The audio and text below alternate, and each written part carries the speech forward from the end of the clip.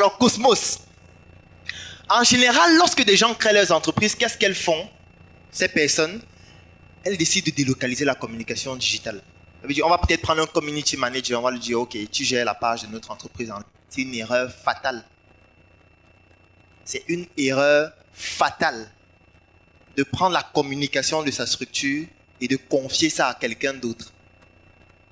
Et ça peut paraître très contre-intuitif, mais c'est la première erreur à ne jamais commettre. Je ne dis pas que les community managers ne sont pas utiles, ce n'est pas de ça qu'il s'agit. Mais je dis, lorsque vous créez votre entreprise, vous ne devez jamais, au début, délocaliser votre communication digitale à quelqu'un d'autre. Parce que remarquez qu'il a très bien expliqué tout à l'heure, la communication a une âme. Votre entreprise doit pouvoir démontrer à travers sa communication l'âme de l'entreprise, l'idéologie de l'entreprise. Et quand vous créez votre entreprise, vous avez une certaine idéologie. Et ce n'est pas évident de transférer ça à quelqu'un d'autre, du moins au début. Je vais prendre un exemple. Il y a un média en ligne qui s'appelle Investir au Cameroun, que vous devez certainement connaître. Un jour, l'un des responsables de publication de ce média me contacte pour faire un article sur moi. Ils disent que bon, on voit ce que tu fais, on veut faire un article. Bon, ok, pas de problème. Il m'envoie dans le questionnaire, mais il ne me donne pas les caractéristiques en ce qui concerne ce que je dois respecter avant de répondre. Donc, je réponds aux 7 questions qu'ils m'ont posées. Mes réponses ont fait pratiquement 11 pages.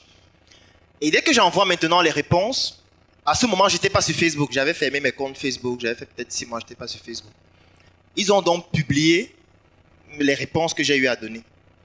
Il y a beaucoup de personnes qui me contactent pour me dire, voilà, vraiment, tu as vu sur Investir au Cameroun et tout, mais j'ai l'impression que ce n'est pas toi qui as écrit ça. J'ai dit, ah bon? Je prends le téléphone d'un ami, je me connecte, je regarde et je me rends compte qu'ils ont modifié ce que j'ai écrit. Ça veut dire qu'il y a des endroits où ils ont carrément modifié les phrases, ils ont changé des mots, ils ont enlevé certaines choses que j'ai dites, ils ont reformulé.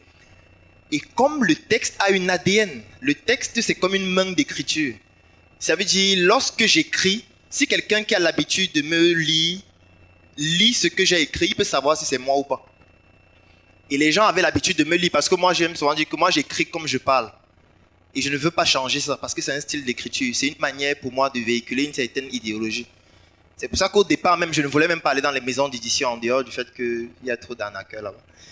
C'est parce que voilà, quand votre texte passe par trop d'édition, ça modifie même parfois l'essence du texte.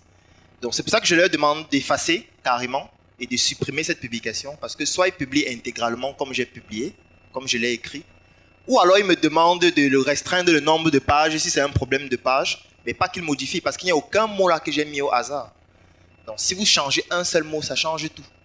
Donc imaginez-vous donc vous créez votre entreprise, vous recrutez quelqu'un qui à 95% est incompétent et vous lui donnez donc toute la communication de votre entreprise et vous dites que c'est lui qui va s'en charger en ligne. Et en plus vous le payez pour ça. Donc comme si ça ne suffisait pas, on le paye encore. Et c'est ça qui explique en fait le fait que vous n'avez pas de résultat ou alors la personne dénature ce que vous êtes en train de faire en ligne. Mais comme vous ne maîtrisez rien de cela, vous ne pouvez rien y faire. Vous devez vous former vous-même. Ce n'est pas que vous allez toujours le faire vous-même, mais vous devez maîtriser comment ça fonctionne pour pouvoir vous-même former des personnes à adopter l'idéologie de votre entreprise et pouvoir répliquer cela en ligne. Donc c'est pour ça que moi j'ai dû me former dans pratiquement tout ce qui concerne la communication et le digital.